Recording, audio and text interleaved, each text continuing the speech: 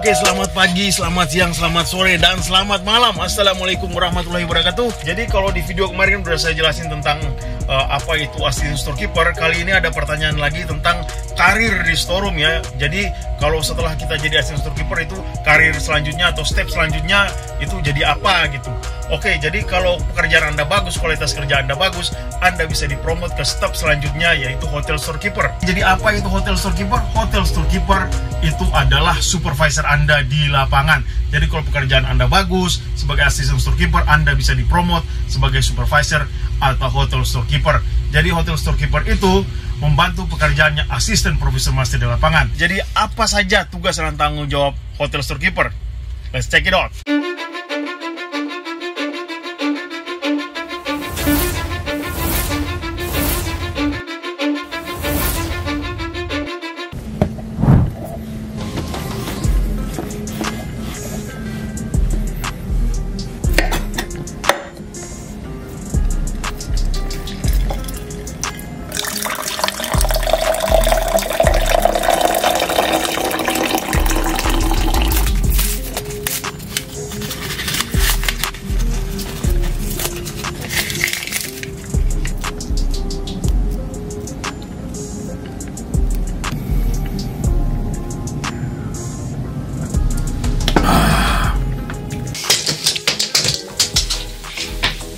Oke, jadi tugas seorang hotel storekeeper adalah membantu profesor master atau profesor master dalam menguasai pengeluaran barang dan berpartisipasi di dalamnya seperti yang sudah diatur dalam prosedur accounting policy di atas kapal. Jadi yang kedua adalah membantu profesor master atau asisten profesor master dalam melaksanakan tugas-tugas kebersihan sesuai dengan standar USPH ya, dan memastikan semua area yang ada di storeroom sudah bersih dan organize sesuai dengan standar procedure-nya. Dan yang ketiga adalah membantu asisten profesor master dalam membuat schedule untuk semua karyawan yang ada di storeroom dan memastikan schedule itu diikuti oleh semua karyawan yang ada di storeroom. Oke, jadi itu adalah 3 tanggung jawab utama ya sebagai hotel storekeeper di atas kapal pesiar ini, di perusahaan ini.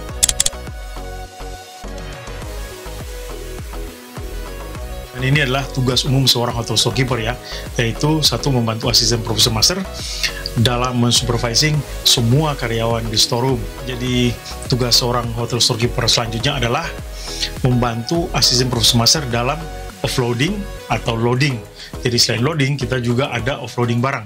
Jadi storekeeper harus ikut involve dalam offloading tersebut ya, menyiapkan barang-barang untuk di-offload sampai barang tersebut di-offload dari kapal. Dan selanjutnya adalah membantu asisten profesor master ya, jadi make sure semua barang yang kita terima harus berada di tempat yang sudah di-assign ya, di designated areanya, misalnya frozen ke frozen, dry ke dry, chill ke chill ya. Jadi tugas hotel storekeeper make sure semua barang itu sesuai dengan ruangannya, disimpan sesuai dengan ruangan. Jadi tugas ketiganya yaitu melakukan pengecekan semua kondisi ruangan dan semua barang-barang yang disimpan di dalam ruangan storeroom harus sesuai dengan standar USPH. Dan yang keempat adalah melaporkan apabila ada diskrepensi dan defisiensi. Jadi diskrepensi ini kalau misalnya ada barang yang kurang, terus defisiensi misalnya kualitas barang atau barang salah, kita harus cepat melaporkan kepada profesor master atau asisten profesor master, dan selanjutnya akan dibuatkan report yang dikirimkan ke kantor, ke head office. Tugas kelima adalah melaporkan kalau ada mesin-mesin atau alat-alat equipment kita yang rusak, dilaporkan kepada asisten profesor master, dan selanjutnya akan dibuatkan job order ya untuk diperbaiki kalau misalnya ada equipment kita yang rusak. Oke, jadi yang selanjutnya adalah bisa bertanggung jawab untuk mengganti posisi profesor master apabila terjadi sesuatu kepada profesor master. Jadi kalau misalnya profesor masternya sakit atau tidak bisa join tepat waktu, seorang storekeeper harus bisa step up dan mengambil dan melakukan semua tugas-tugas profesor master. Jadi yang selanjutnya atau yang ketujuh, ini udah jelas ya, ini standar persyaratan umum, yaitu harus bisa berbahasa Inggris dan menulis dalam bahasa Inggris. Jadi ini kayaknya udah persyaratan umum ya. Jadi kalau untuk kerja di kapal kita harus bisa dua-duanya, bisa menulis dan bisa ngomong pakai bahasa Inggris. Itu adalah tugas utama dan tugas-tugas pokok seorang hotel storekeeper ya. Oke, jadi berikut adalah persyaratan ya.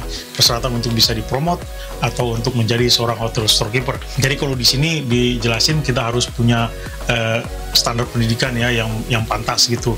Misalnya mungkin dari sekolah accounting atau yang mungkin sekolah-sekolah gitulah, sekolah perhotelan lah paling enggak untuk menjadi seorang hotel storekeeper. Terus yang kedua, masih sama seperti asisten storekeeper kemarin, harus mempunyai 2 tahun pengalaman kerja di bidang yang sama. Di bidang gudang maksudnya ya, jadi di bidang yang sama, tapi diprioritaskan yang sudah punya pengalaman di atas kapal pesiar. Tapi kalau belum punya pengalaman di atas kapal pesiar, itu pun masih boleh untuk melamar. Dan yang ketiga, harus bisa berbahasa Inggris dengan baik, dan juga bisa menulis dalam bahasa Inggris. Yang keempat, ini sama seperti asisten storekeeper, harus punya pengalaman atau basic komputer, mau Microsoft Excel atau software-software yang lain ya, basic komputernya aja. Karena nanti storekeeper juga sudah mulai involve dengan pekerjaan-pekerjaan kantor. Jadi yang kelima, harus punya jiwa kepemimpinan atau leadership ya. Karena gimana mau dihargain, karena hotel storekeeper itu sudah di posisi supervisor. Jadi dia harus punya jiwa kepemimpinan. Terus yang keenam, sanggup bekerja multitask.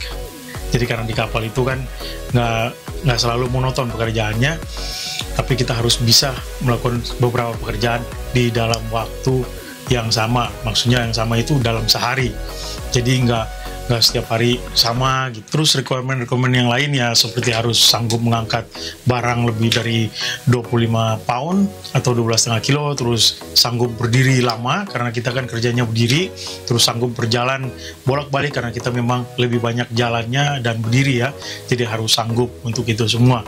Terus bisa mengangkat barang yang 12,5 kilo, jadi kurang lebih sama lah dengan persyaratan untuk menjadi seorang asisten storekeeper kemarin. Kalau soal gaji, otomatis dia lebih tinggi dari asisten storekeeper. Oke, jadi nanti lain kali kita bahas soal gaji hotel storekeeper. Jadi untuk video saat ini, saya kira cukup sekian dulu.